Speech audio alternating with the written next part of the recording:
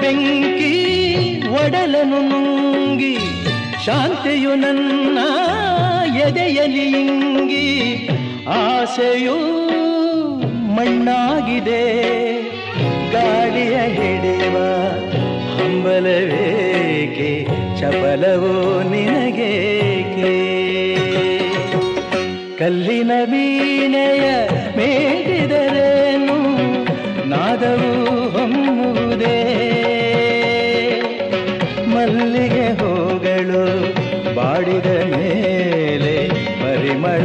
ಚೆಲ್ಲುವುದೇ